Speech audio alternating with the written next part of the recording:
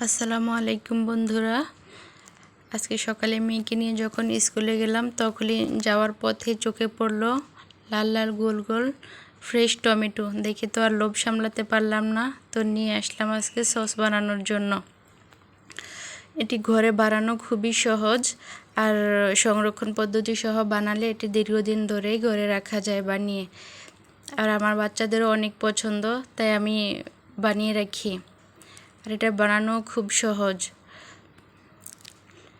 টমেটোকে ভালোভাবে ধুয়ে কেটে ফেলবো। তারপর এর সাথে পরিমাণ মতো আদা, রসুন, শুকনো মরিচ, লবণ পরিমাণ মতো দিয়ে এটাকে সিদ্ধ করে নেব ভালোভাবে। সিদ্ধ করার পর তারপর এটাকে ঠান্ডা করে জারে দিয়ে ব্লেন্ড করে নিতে হবে। যদি ব্লেন্ডারের সমস্যা হয় বা না থাকে, সেক্ষেত্রে আমরা ঘুটনি দিয়েও এটাকে ভালোভাবে ঘুটে নিতে পারি, তাতেও অনেকটা ভালো মিক্সিং হয়ে যায়। এরপর এগুলোকে ছাঁকনি দিয়ে ভালোভাবে ছাঁকতে হবে, যেন এর মাঝে মরিচ কিংবা টমেটোর কোনো বিচি লেগে না থাকে।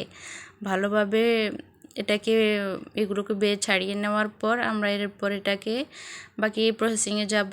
এটার সাথে পরিমাণ মতো লবণ, চিনি আর হোয়াইট ভিনেগারের সাথে কর্নফ্লাওয়ার অ্যাড করে আমরা একসাথে সব দিয়ে দিব।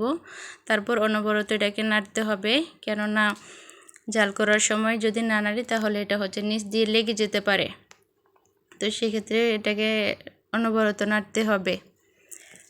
আমি কিন্তু এর মাঝে ওটাকে চেক করে দেখব সব ঠিক আছে কিনা, কারণ লবণ চিনি লাগতে পারে, কম বেশি হতে পারে। সেজন্য আমি প্রথমে কমিয়ে দিয়েছি, যদি প্রয়োজন পরে আবার দেব।